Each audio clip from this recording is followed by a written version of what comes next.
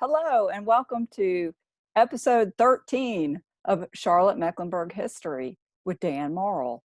Today is Sunday, June 7th, 2020, and I am Dan's daughter, Mary Dana, and I'm here today with Dan, and he is going to be talking about the history of the Eastover neighborhood.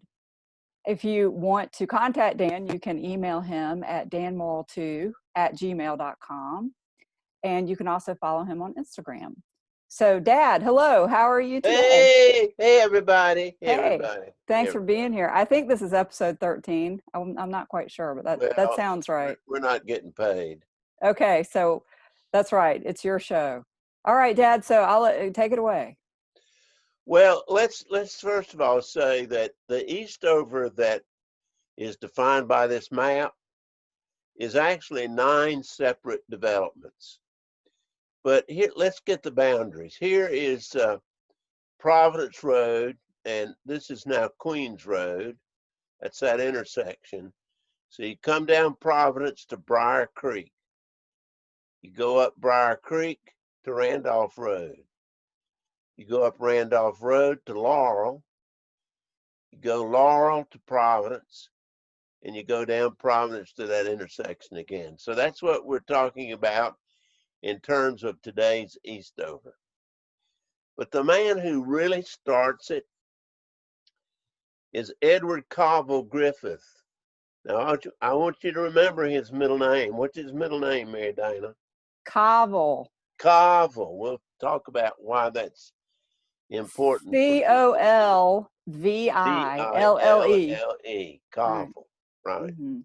That's actually, I think, the Welsh pronunciation. I'm not sure about that, but anyway. Okay.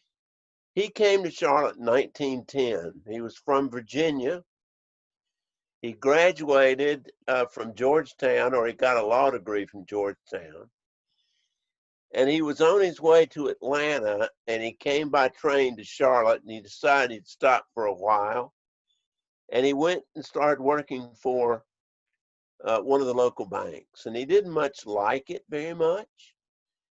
And he met a man while he came to Charlotte named George Stevens. Now, we've talked about Stevens before because he was the man who really hired John Nolan right here to design the Independence Park. So, yes. And George Stevens was a visionary and a very prolific real estate developer. And this man here was really the man who designed the original Eastover, a man named Earl Sumner Draper. He was photographed in later life here, but he was the man that worked for Nolan who stayed in Charlotte after Nolan left to go do other projects. So this man right here had a tremendous influence on Edward Coble Griffith, and he introduced Griffith to the real estate market by allowing him to build some houses on Dartmouth Place. And so Griffith decided to leave the bank and become a real estate developer, largely because of the influence of George Stevens. And Stevens was very much into the City Beautiful movement, that you ought to have tree-lined streets, they ought to curve, that you ought to make suburbs elegant. And the first place that Griffith was involved was Dartmouth Place. He also worked in Rosemont. Now, a lot of people don't know Rosemont. Rosemont is between 5th and 7th Street, and Greenway Avenue probably is the best known street in the neighborhood, but that was Rosemont, and it was originally started by someone else, but Griffith picked it up, and Earl Sumner Draper, the man in the straw hat that I showed you before, was the man who really designed Rosemont. So that was the second. Now, I noticed in your pictures that you have Rosemont Trolley Walk. What is that? That's right. Well, that was the block was so long on 5th, 7th, and Greenway, that in order to allow people to get as quickly as possible to the trolley, rather than having to walk to the next street, they put a sidewalk in the middle of the block so that people could walk to the trolley more quickly and easily in Rosemont. So that's the reason there's a sidewalk between these two houses.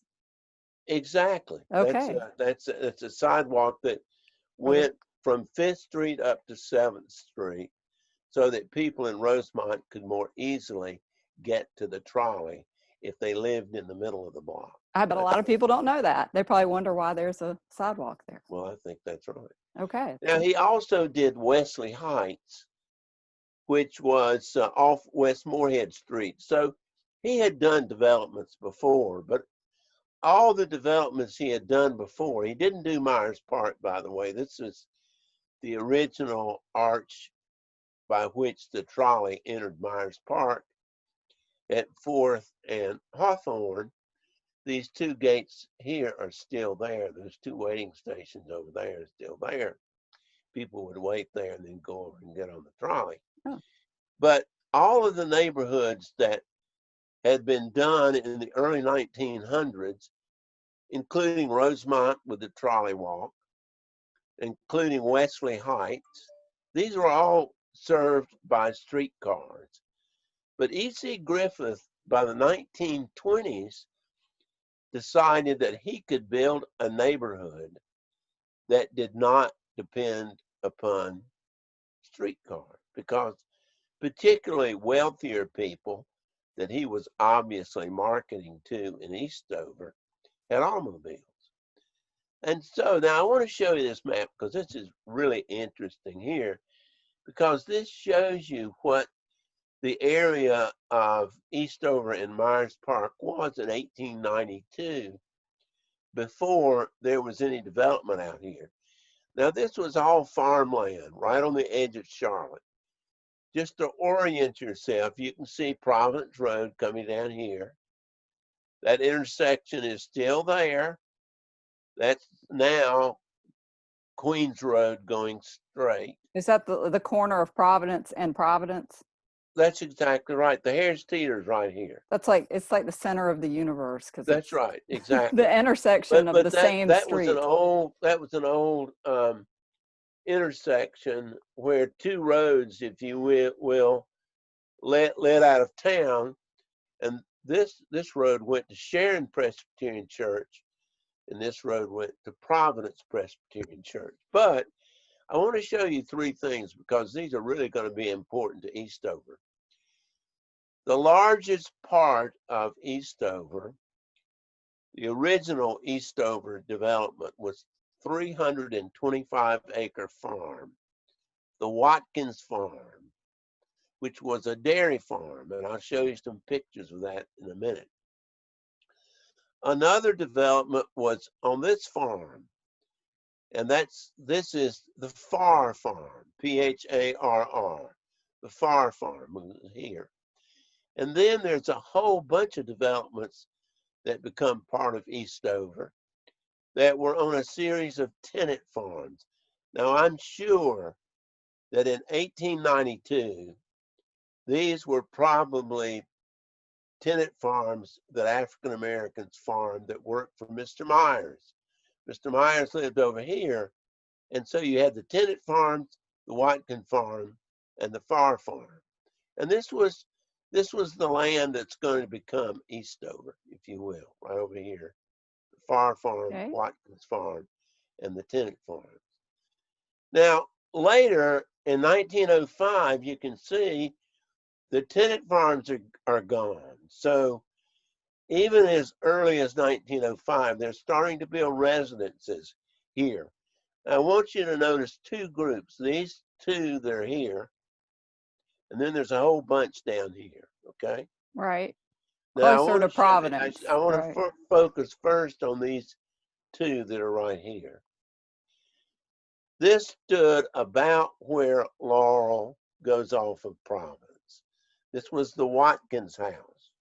This is where McDonald Watkins lived, who had the dairy farm. So that's an important piece of history. And there was another large house nearby, the Gilmore House. And I remember this one. They had moved it back on Fenton Place, but it's been destroyed now. It's gone. But those two houses were there. But then I wanted to show you these because these are on Middleton. I'm sure that this house used to face Providence Road.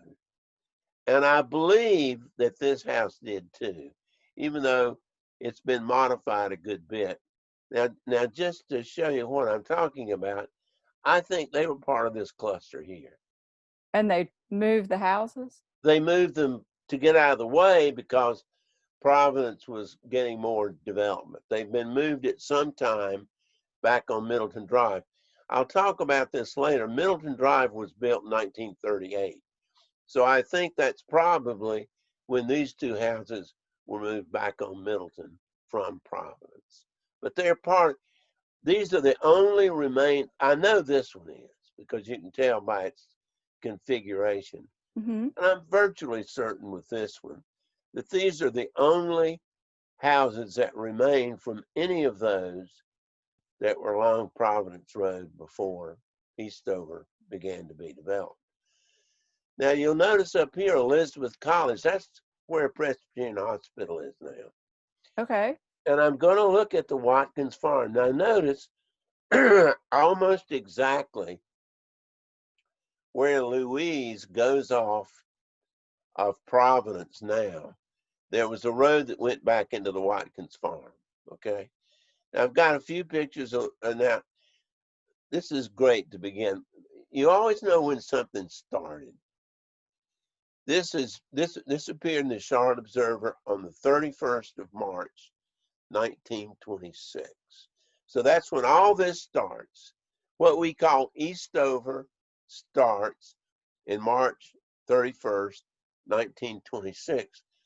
It says here 325 acres of land of the old Watkins Dairy Company on the Providence Road will be developed into a subdivision by the Eastover Company. Going to the next paragraph, the new development will be known as Eastover, okay? So that's when it starts. And here's the dairy farm. I think this is about where Eastover Road is now. I think this is about, and you're looking, if you will, to the north. Mm-hmm. You know, those big houses that sit back from Eastover Road. On the left as you're going east, Mary Dana. I think that's about where this is. I'm not certain. But here you can see Springdale Dairy, McDonald Watkins proprietor. So this is what all that was back there. It was a big dairy farm, 325-acre dairy farm. Okay. Okay. Now this is an interesting thing. I'm gonna see if I can bring this. Oh shoot! Yeah, I'm not gonna try. This is an Eastover pamphlet that was put together to advertise Eastover. Now this is obviously not Eastover, but I did want to mention to you that by his own personal background, he was from Westmoreland. Edward Coble Griffith. Yes. Was from Westmoreland County, Virginia, which is in the so-called upper neck between the Rappahannock and the Potomac. And it had very historic places on it. This is Stratford Hall, which is one of the sort of iconic buildings. This is the home of Light Horse Harry Lee and the birthplace of Robert E. Lee. So that's what he saw when he grew up.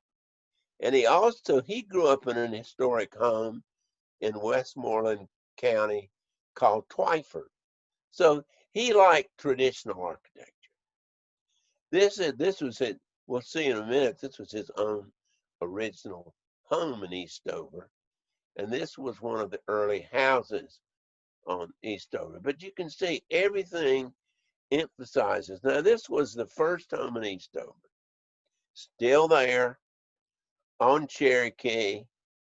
And you can see the similarity between what he saw as a child, the kind of architecture he liked, and what he preferred in Eastover, what he Right. wanted in Eastover.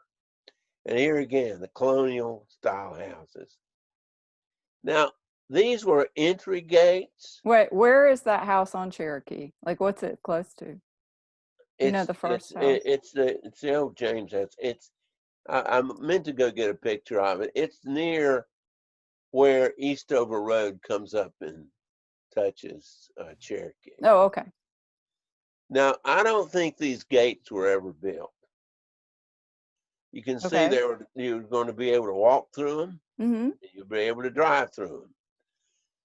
And I think they were supposed to be on Cherokee and Laurel, Mm-hmm. but I don't think they were ever built.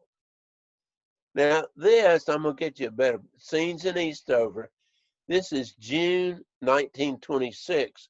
Now, they're working back in here, see? Mm-hmm. They're working back in here. And what they're doing, they're building Cherokee. This is Cherokee Road. That's what they're doing. June 1926. These pictures appeared in the newspaper.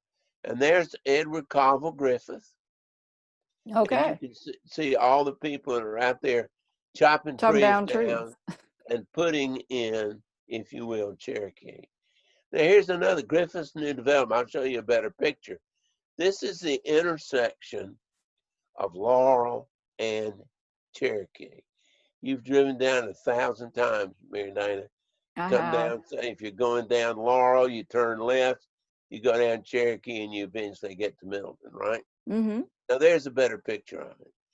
Now look at the technology that they were using in 1926.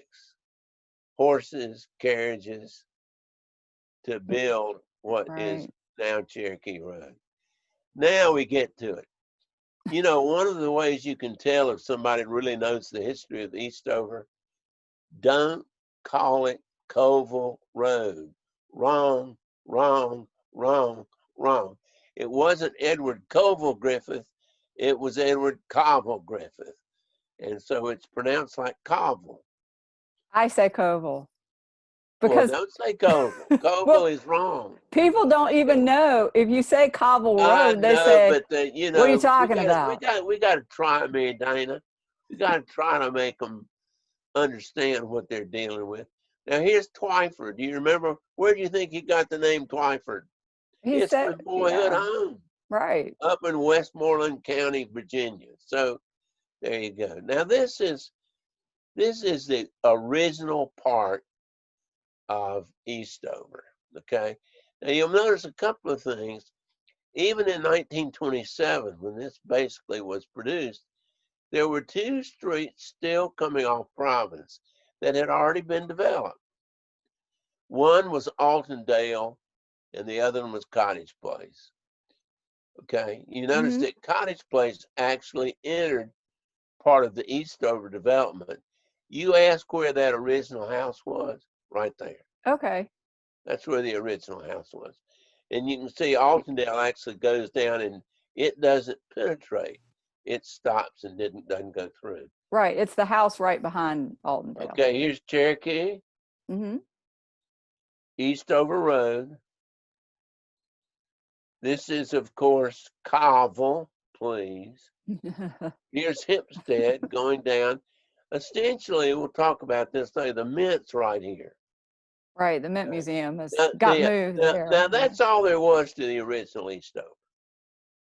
That's all there was to Was the the Mint Museum there when? I'll talk about that. We get Okay. to it. I'm jumping the But gun. no, that's all right. Now here's a fascinating picture. This would have been taken in 1927, 1928. Now some of you are very familiar with this. It's Cherokee Road here. Here's Eastover Road. Here's Coble. Here's Hempstead. Here's Dotcher. Mm-hmm. Dotcher going over here. So this is when they had about 22 houses in that original section of Eastover. All this was laid out by Earl Sumner Draper Now you notice this is obviously an early house here, Right. and there it is, still there today, okay? Hmm. I don't know the history of it. I've never studied it. I've never investigated it, but there it is. Now, I want you to see this house here. Hmm. That was the house that Edward Coble Griffith built and lived in.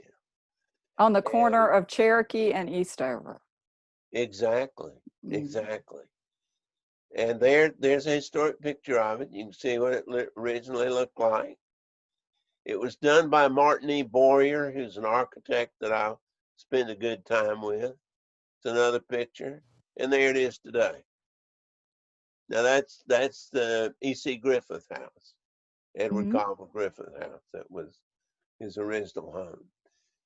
Now you can see, and I do remember, and it really did make this is Caldwell Road going down to Eastover and then up the hill on the other side, okay? Now, I remember that when I first saw Eastover, the streets were still concrete. They were white. And of course, now they've been asphalted over. And Hmm. that makes a tremendous difference in the appearance of the neighborhood. Now look at this street, see that hill? That's exactly what you're looking at now. Same street, okay? Okay. Now you can see, because this was a dairy farm, I believe, Mary Dana, I'm not sure, I could be wrong, but I think I'm right, that this is essentially, I don't know, it's either one of two intersections. I might be wrong on this. Okay. This is either Hempstead or Coble coming down to Eastover. This could be Coble coming down to Eastover. And there's part of Eastover going this way down toward the Mint. And here's the other part going up toward Cherokee. Hmm. That might be what it is. It might be, there might not be a road coming over here. This might be Cherokee, Eastover Road, and E.C. Griffith's house going to be built up there. Oh. I don't know, but Hmm. you can see. I say looking south toward Eastover Road and Coble Road. Now I think this is I think this is Eastover. It's a I lot think this is different. coming down to Coble here, but you can see Just a bunch of cow fields. exactly. That's exactly what it was. Exactly. Now here's Hempstead. You know, you saw that tree fall down, go across and block the street. Yeah, recently from the storm. Yeah, Yes. yeah. I believe that's exactly where this is. Is it one of those trees? One of those little tiny Oh yeah, I trees? think so. That's a good point. Because that's exactly right. Now I'm not sure about this one at all. But I'm saying it's looking toward Coble Road and Hempstead. In other words, this is Hempstead going up here. Where did you get all these old pictures from? From the E.C. Griffith Company. And Oh.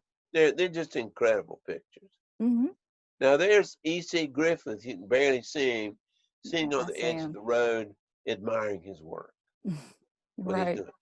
Now, here's the original Eastover. We just went up, we took pictures. I've already talked about that. One of the things I always wondered was whether the south side of Laurel was part of Eastover. And the answer is yes. I see that. The answer is yes. And there's one very distinctive institutional building that is on that section, and that's Charlotte Fire Station number 6. Was built in 1929, extremely sensitively done. And the architect was Charles Christian Hook. And Better there were known many, as C.C. Hook, right? that's He's exactly usually right. called C.C. Hook. That's exactly right. Now here is Louis Asbury. Now Louis Asbury, he did many, many, many significant houses. And many in Eastover. Now, I call this the Snyder Home because we used to know the people that live there, Right. but The I've never Snyders. studied historically. But Louis Asbury did it. Now, Martin Boyer, I've mentioned him before. He was an extremely prominent and important architect, did a lot of houses in Eastover, including the Hamilton Jones House, which is at the corner of Cherokee and Fenton, a local historic landmark done in 1931. I was going to say it's designated as a historic It landmark. is, indeed it is. Now, you asked about the mint. Mm-hmm.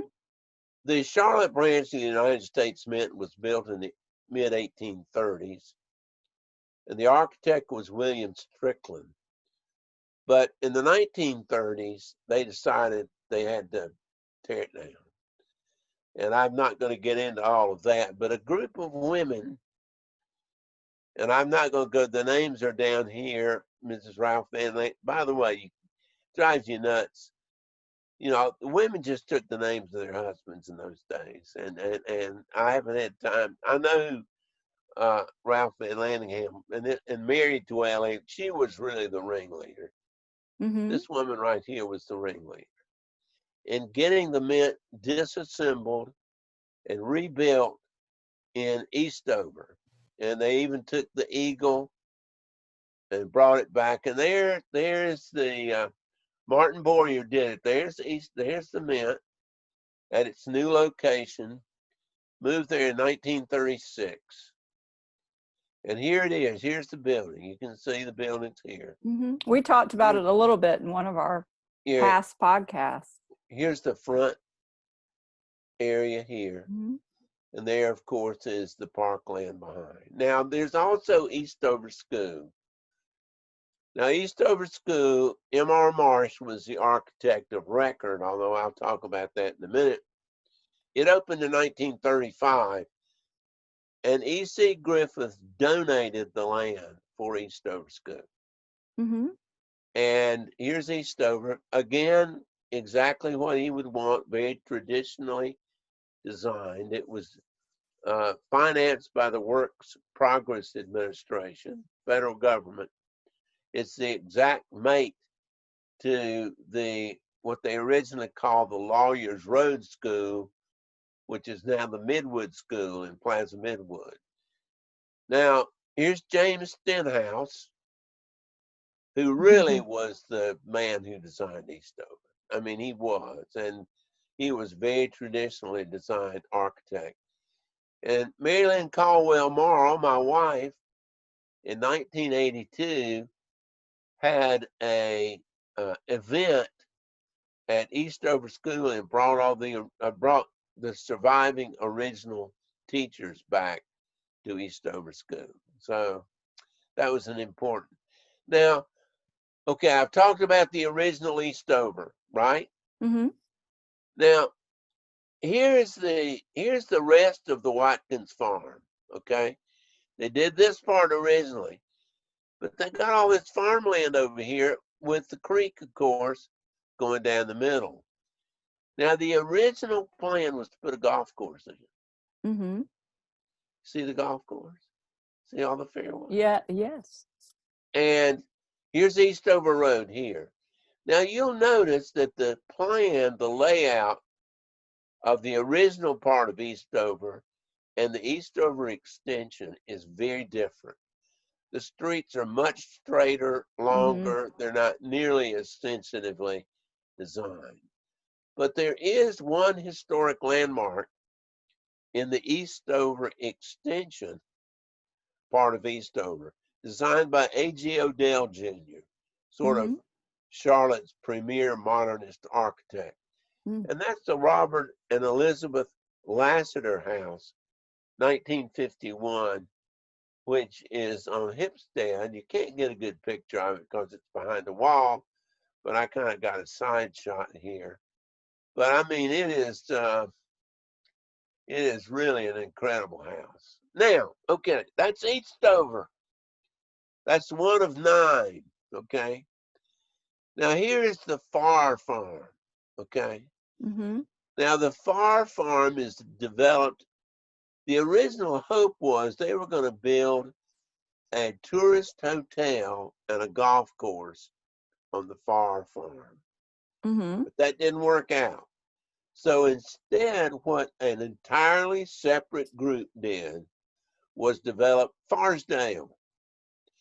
Now, Farsdale was Providence Road, Biltmore, and the lower part of Scotland. Okay? That's what Oh, Farsdale was. well, now people just think of that as part of Eastover. Oh, they do. They do. But they're entirely separate. Now, here's Scotland Avenue, which is part of Farsdale. Biltmore Drive is really the Cherokee Road of Farsdale.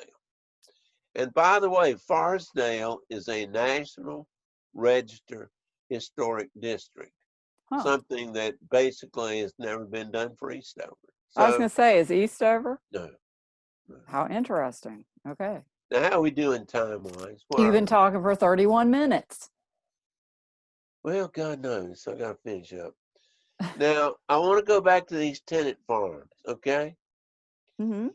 Now, each of these is a separate development. What we call West Fenton, Avondale, and Cottage Place, okay? Those are Mm-hmm. totally separate developments from the original Eastover, all right? Okay. Now, Cottage Place is the oldest, 1921. That was here before. That was a tenant farm turned into a residential development. It was there before Eastover. Almost all the original houses are gone, and they're Oh, going fast. But here would have been an original house, and it's still there on Cottage Place. Now, Alden Dale was developed in 1926. You remember that dead ends behind the original house of of Eastover. Eastover. Again, Yes. that's just a tenant farm turned into a street. Okay, now here's Fenton West, which was done in 1930, and it's been completely changed. It's a whole lot of big condominiums there now. Yeah. Now here's the rest of them that are part of tenant farms: Middleton Drive, Perrin Place, Huntley Place, and Bowling Road. Okay. Now here's Middleton Drive, which was developed by the Middleton Homes in 1938. Here's Middleton Homes advertising Middleton Drive. Here's a picture. This is looking toward Providence Road. There's the hill that goes up to Providence at the end.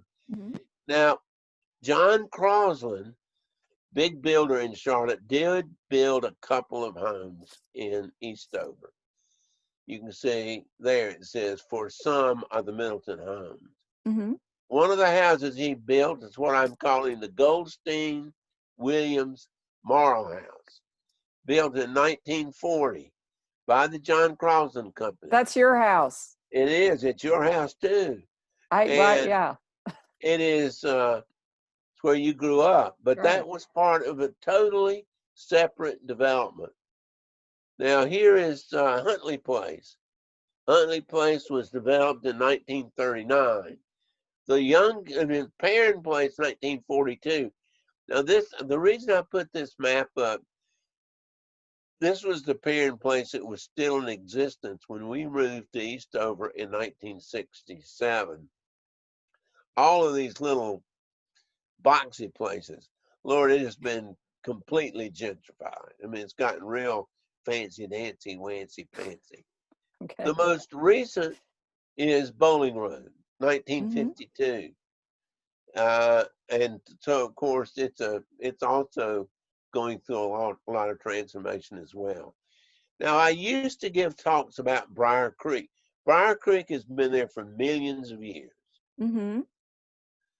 And it used to be totally ignored by the neighborhood. But that has really changed with this new walkway and bridge that goes across Briar Creek. So here is Eastover. You know, there's that one of those early maps, that All right. 1905 map. Here's the outline of the neighborhood. And just quickly, original Eastover, Eastover Extension, Forestdale, Bowling, Huntley, Perrin, Middleton, Cottage, Alden Dale, and Fenton. So E.C. Griffith really started something in terms, and there they are.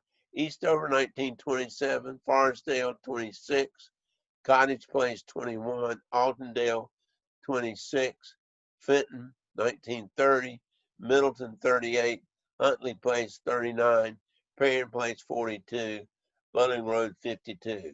That is the history of Eastover. Right. And I think a lot of people think it's just one neighborhood, but Oh, it's it actually a is. collection of They a are bunch all of wonderful neighborhoods. places to live. Gosh, I tell you, it's amazing how good a place this is to live. So I wanted to Unquestionably. ask you the one question I was wondering when we were looking at the maps, and I thought about it with Providence Road when we were talking about that. And you may not know the answer, but why is it that Providence Road turns the corner like that? Why is it?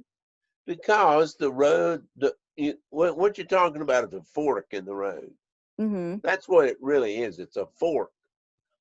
Because the fork was, you took the left fork to go to Providence Presbyterian Church.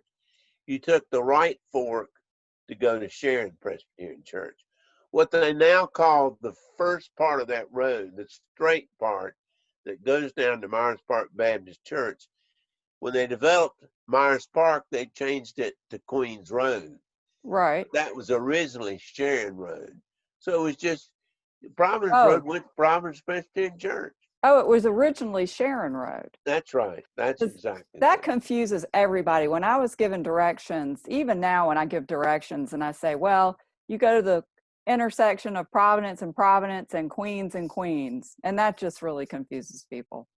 It So, does. but that's good to know. So that's just Did you the road was you there a long time ago. find this interesting? I did. Thank you so much. You obviously did a lot of work, and that was good. And thanks for everything that you did. And next week, we've had a lot of people ask for this topic. They want to know the history of slavery in Mecklenburg County. So next week, we are going to be talking about that. So I look forward to seeing you then, Dad. Thanks for being here. And thanks everybody for joining us. And we'll see you next week. Bye, bye, bye. Bye, bye, Bye. bye, bye.